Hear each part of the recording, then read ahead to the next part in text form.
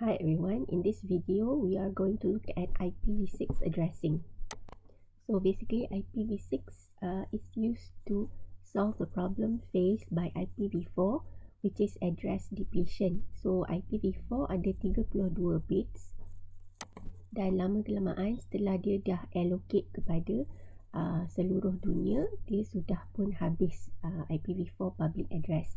Jadi IPv6 dicipta untuk mengatasi masalah ini sebab karakteristik IPv6 adalah dia 128 bit. Okey, jadi sebab semakin lama kita ada terciptanya Internet of Things, which means even devices or sensors need to have an IP address in order for them to connect to the network. Jadi IPv6 adalah dianggap lebih ideal. Dalam IPv4 juga kita ada network address translation where we need to translate from private IP address to public IP address. Okay, so that's why we have IPv6 to overcome the weaknesses of IPv4. So sebenarnya dah lama lah konsep coexistence ni. Okay, so bila device sekarang memang dia dah IPv6 capable, so it's already configured with IPv6, tetapi kita masih gunakan IPv4. Like I said, in IPv4 punya chapter, in IPv4 punya module, we still reuse the private addresses dalam IPv4 untuk kekalkan connectivity in IPv4. So IPv4 and IPv6 ni dia boleh coexist, dia boleh run together. So benda ni kita panggil dia sebagai transition lah sebenarnya, transition strategy. Okay, we foresee that in the future we want to use fully the IPv6. Okay, tapi sebab IPv4 ni mudah kan, maksudnya manusia adalah lebih senang understand dalam bentuk decimal. I think IPv4 will coexist lama lagi lah. Jadi cara untuk kita buat slowly transition ni basically ada beberapa cara. Satu is dual stack. So dual stack ni yang sekarang kita tengah gunakan lah. Maksudnya semua equipment network ataupun semua operating system dia support dua-dua, both IPv4 dan juga IPv6. Okay, cara kedua adalah tunneling. Tunneling means kalaulah dah ada network yang hanya menggunakan IPv6, okay, contohnya source dia pakai IPv6, destination dia pakai IPv6, tetapi the routers in between, network yang dia kena lalu masih lagi menggunakan IPv4. Jadi macam ni kita nak translate IPv6 packet ni kepada IPv4, so we use tunneling. Okay, so we want to transport IPv6 packet melalui IPv4 network. So ada specific addresses yang kita boleh gunakan, specific IPv6 addresses yang dia boleh compatible. Kita boleh tukarkan dia menjadi IPv4. Okay, the third method adalah menggunakan NAT, network address translation, but we call this NAT 64. Okay, maksudnya you use a translation technique, lebih kurang macam kita translate private to public addresses and vice versa. Now we use the NAT untuk translate IPv4 to IPv6. Okay, so this is transition strategy lah. Kalau kita IPv6 tapi kita masih kena lalu network yang menggunakan IPv4. So let's look at the IPv6 addressing formats. So dalam IPv4 kita dah tengok bahawa there are two general formats yang kita selalu jumpa IPv4, which is the binary format dan juga the dotted decimal. Okay, so untuk IPv6 panjangnya adalah 128. Jadi kalau kita nak represent dia dalam binary agak panjang.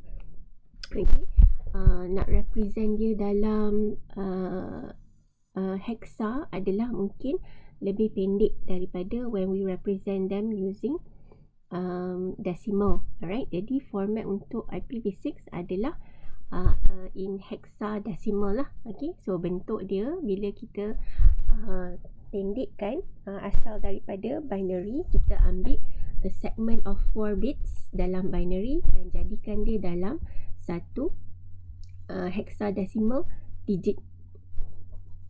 So dalam IPv4 kita ada something called octet, which is a group of 8 bits.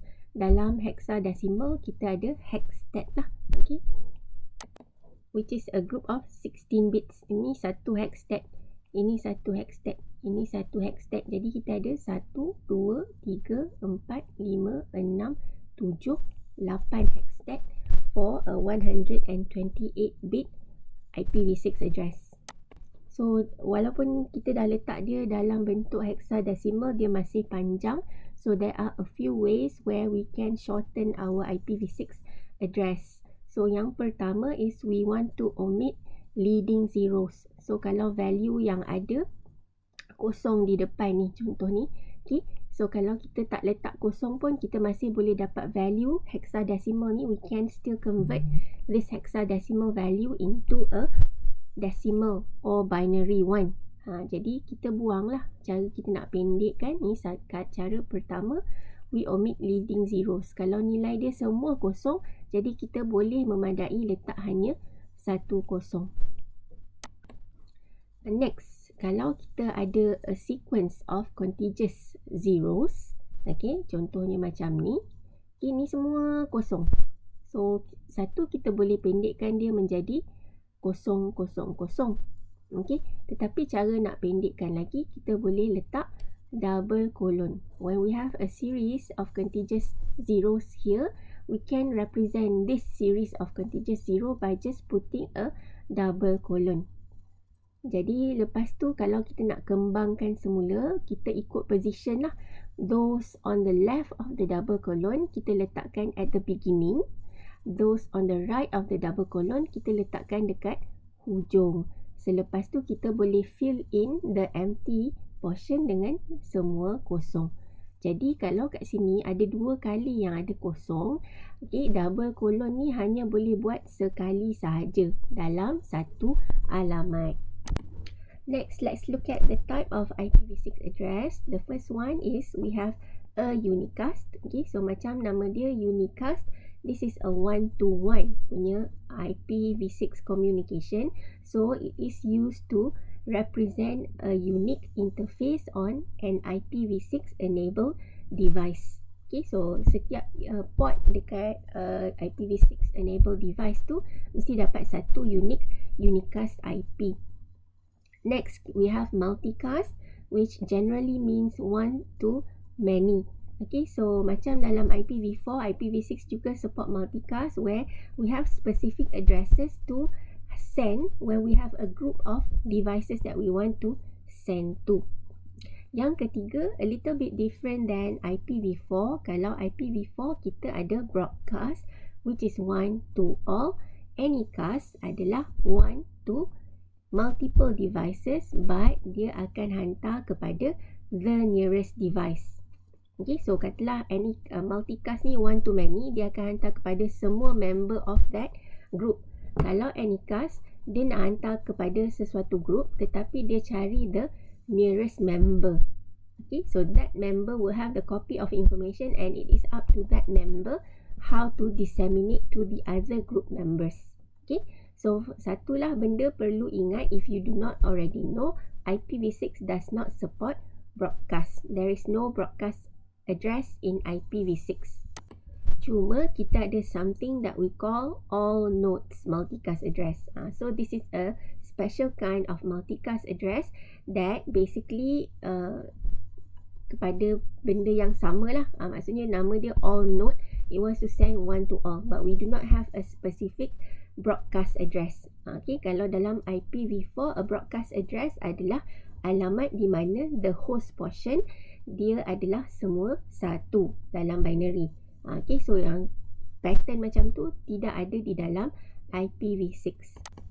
Okay, so bila saya dah kata pasal host portion, okay, dia relate to IPv6 ni lah. Okay, kalau dalam IPv4, you've seen that there is a destination network portion and then there is a destination host portion. Samalah juga konsep IPv6, dia ada something called a prefix. Okay, prefix, so it represents the network it belongs to, and the interface ID portion. So this is the same like the host portion dalam IPv4, cuma kita refer to it as the interface ID. So the network portion ataupun prefix length ni dia boleh range daripada 0 sehingga 128.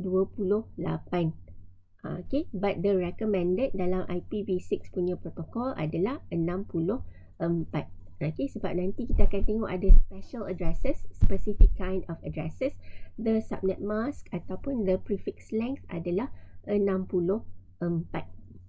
Okay, so kena tengok juga ni note ni, it is strongly recommended to use the /64 prefix length lah, sebab kita ada method dalam IPv6 untuk kita buat SLAC ataupun stateless address auto configuration, di mana device-device yang support IPv6 dia boleh automatically configure its own unique IPv6 address sendiri, dan formatnya adalah 64 bit. Okay, let's look at the unicast addresses pula. Dia ada beberapa jenis. Okay, so IPv6 ni untuk unicast address kita ada global unicast ataupun link local. Okay, so kita boleh anggap global unicast ni sebagai public, manakala LLA ataupun link local dia lebih kurang sama macam private addresses dalam IPv4. Apa maksud lebih kurang sama? Maksudnya it is not routable. Kita tak boleh bawa keluar daripada network kita sendiri. It is only for communication between two devices on the same link. That's why dia panggil link local. Okay, so dalam link yang sama, katalah ada dua device yang support IPv6, they can communicate without using the GUA but just using the link local address. Okay, so ada lagi beberapa special addresses yang kita akan tengok dari kategori unicast ni lah. So we have loopback address. Dia lebih kurang sama macam loopback address dalam IPv4, which is used to test the TCP/IP protocol stack on each operating system. Nah, dia akan communicate dalam operating system itu dan dalam network interface card system itu sahaja. So dia guna IP ini.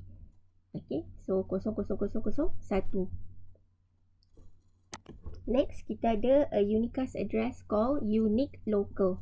So tujuan dia adalah for local addressing within a site or between a limited number of sites. Okay, so kalau tadi kita ada link local addresses, now we have unique local address. So link local hanya local kepada link.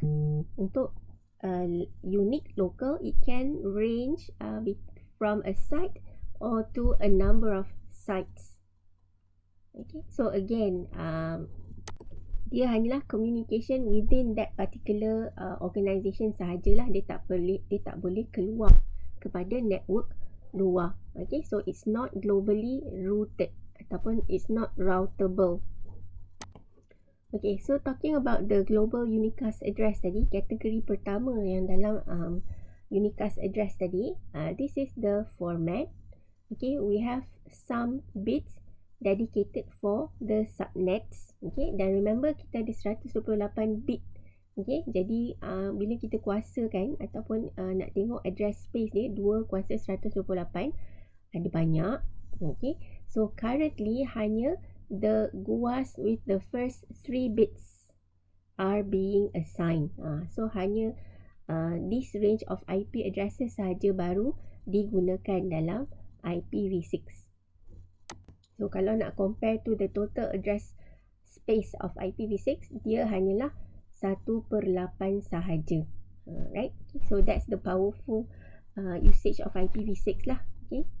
So dia punya format, kita ada the global routing prefix. Okay, sebab dia adalah globally routable. So kita kena ada global routing prefix untuk membezakan which different network they are coming from. Then if there is a need for subnet, is in the subnet ID portion. After that we have the interface ID. So this is the example topology where we can communicate using the link local address. Okay, so katalah router ni dan router ni dia berada dalam link yang sama. They are connected using the same link. So they do not need to use the global unicast address. They can use the link local address to communicate with each other. Only with each other lah. Okay. So packets having a source or destination link local, they cannot be routed. Dia tak boleh paskan kepada network luar. Hanya bersama each other sahaja. Macam mana nak kenal link local address? Dia depan dia akan ada dalam hexa FE80. So once we enable IPv6 on a particular interface dalam device kita ni, okay, so nanti kita tahu bahawa command dia adalah IPv6 unicast routing. So once we enable IPv6 routing dalam a particular device, the interface will automatically get a link local address. This one kita hanya boleh modify lah later on kalau dalam lab environment. But if we do not configure, they will get an automatically configured link local address. So bila masa nak gunakan link local untuk communicate, for example, if you want to send routing updates to each other, ataupun when you want to contact the default gateway of your segment.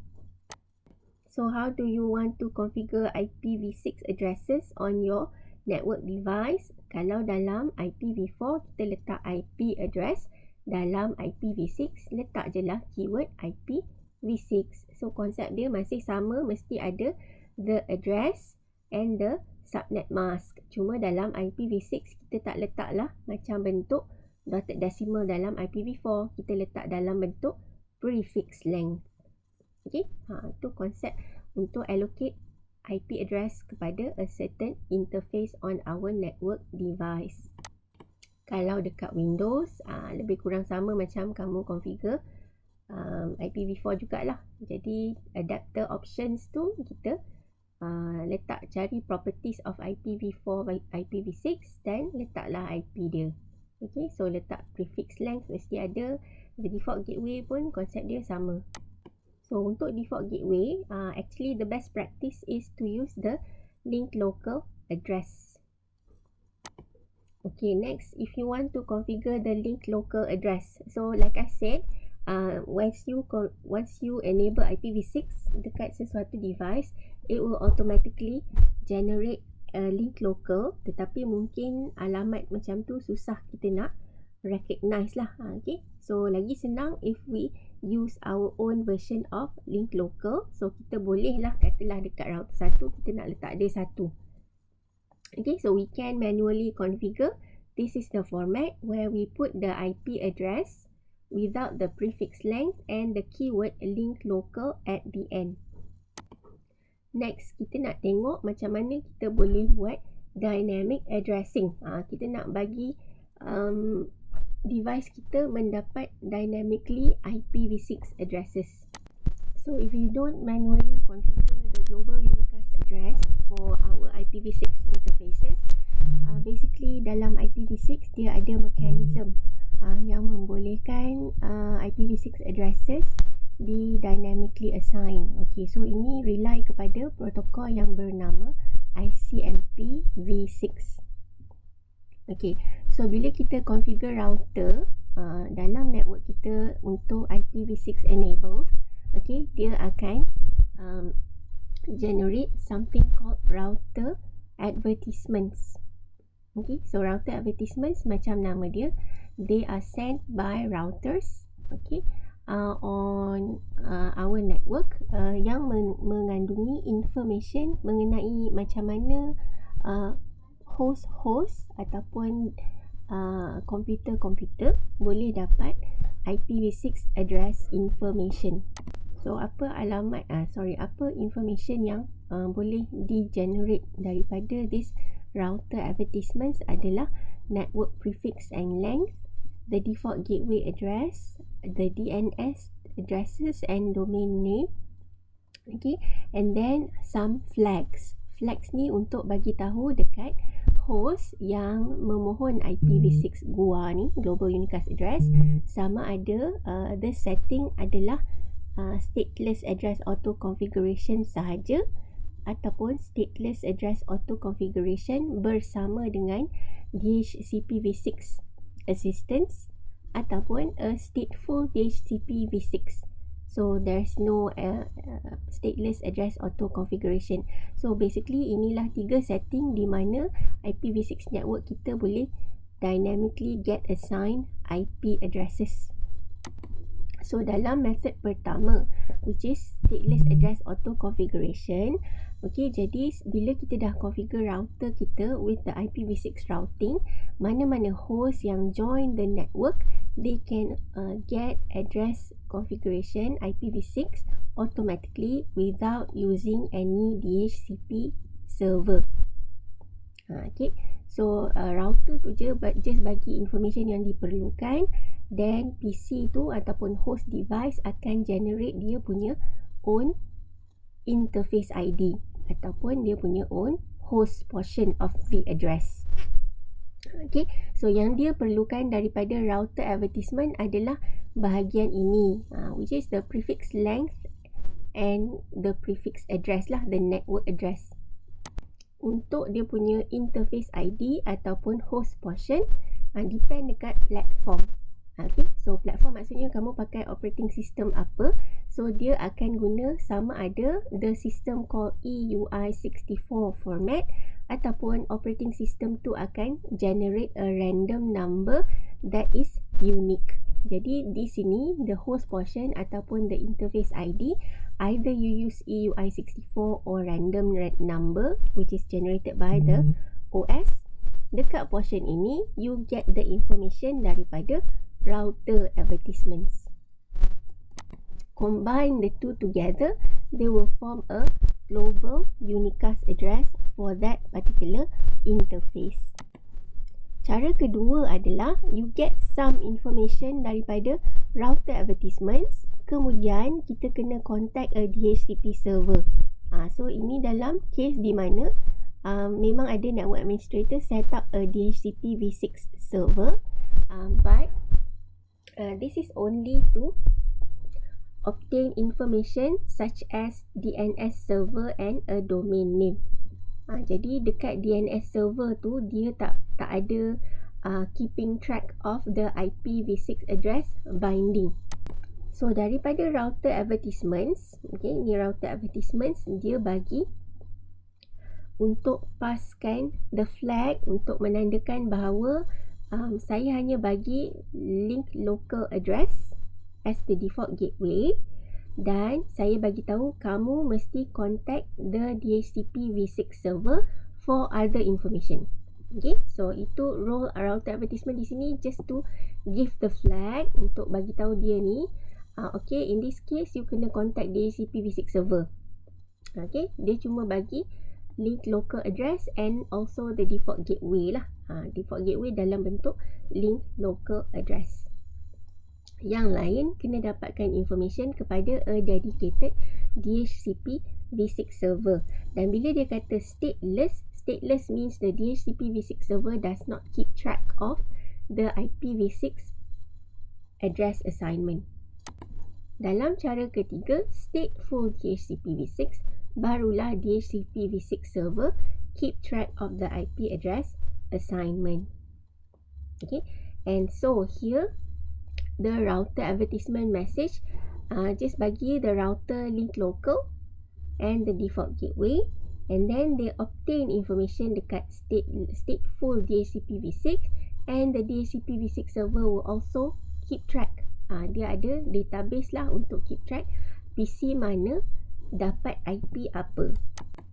So kita tengok tadi dekat method pertama kita ada select kan, stateless address auto configuration, di mana the host portion ataupun the interface ID sama ada the operating system randomly generate a unique number ataupun dia gunakan sistem EUI64.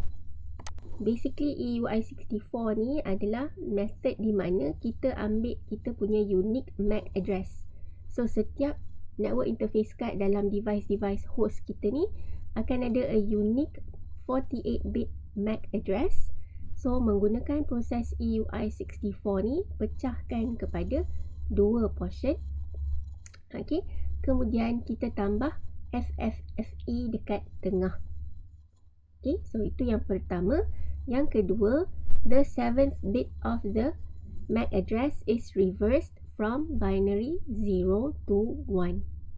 Okay, kalau dia kosong lah. Okay, so 7th bit tu kalau dia kosong, letak dia sebagai 1 ataupun kita reverse dia kepada 1. So some operating system sebenarnya dia tak pakai EUI64, dia just randomly generate a unique number. So this is one example operating system. Contohnya Windows lah.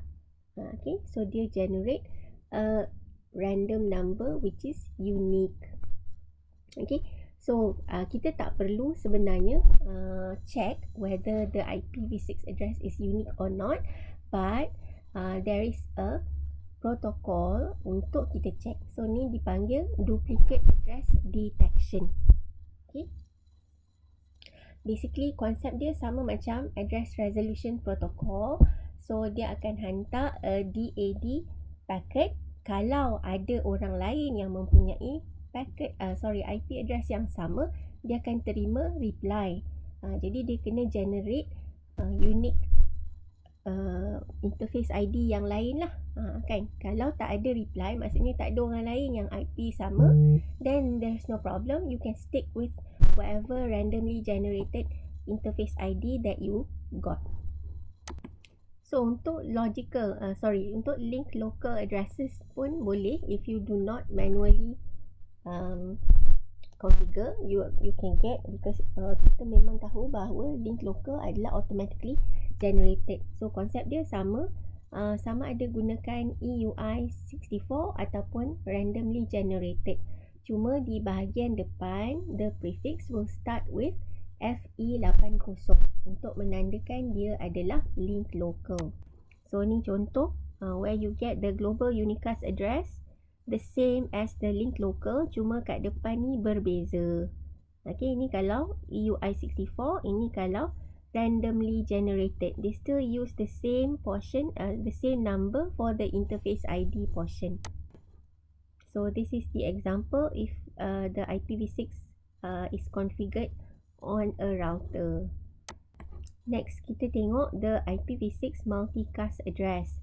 So macam mana nak recognize the IPv6 multicast address adalah dengan tengok prefix dia, it starts with FF00. Okay, so untuk IPv6 kita ada dua kategori of multicast address. Satu is well-known multicast address. So this must have been registered. Okay, so semua orang kena tahulah ni. Okay, what are the well-known multicast address? Yang kedua adalah solicited node multicast address. So kegunaan dia banyaklah untuk well-known IPv6 multicast ni. Satu kita panggil all nodes, yang kedua all routers. So all nodes ni kita tak ada broadcast, tapi kita ada multicast yang group dia specifically untuk hantar kepada all nodes.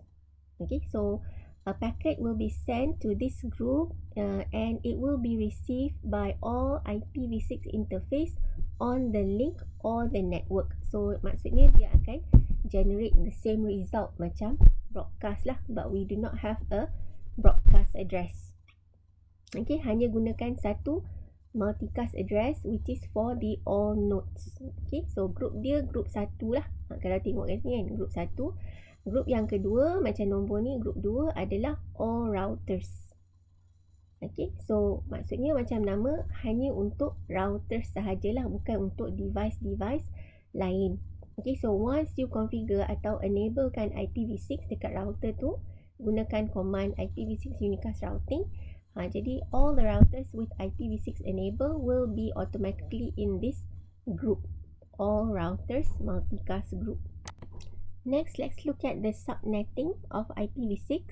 Kalau dalam IPv4 kita ada macam-macam method lah untuk kita subnetkan. Okay, particularly we use VLSM, and memang kita ada shortcut lah. Contohnya magic number untuk kita create subnets based on the number of addresses that we need. Tetapi dalam IPv6, sebab kita ada range yang banyak ataupun address space yang besar, okay, so kita tak perlu menggunakan strategi itulah. Okay, it is very straightforward.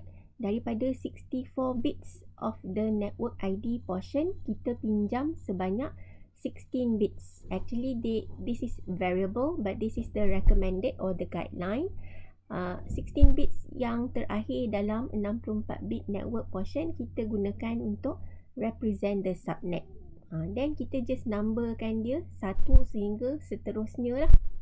So for example here, when we have the range of addresses dalam prefix length 48 and kita perlukan subnet, okay, pecahkan kepada 16 group.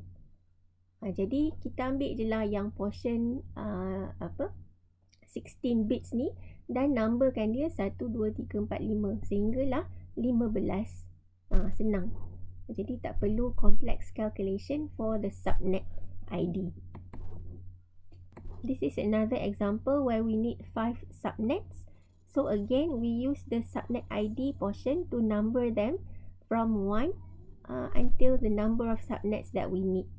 Okay, sudah mencukupi semua subnet ni, setiap satu dah ada 2 kuasa 64 alamat. That is the address space. So more than enough for a particular subnet. Okay, so this is the example where we configure the interfaces having a subnet ID. Subnet 1, subnet 2, subnet 3 dan seterusnya. So since this is kita assume is a default gateway IP lah, so kita letak alamat pertama dekat host portion. So that is it for the basics of IPv6 addressing.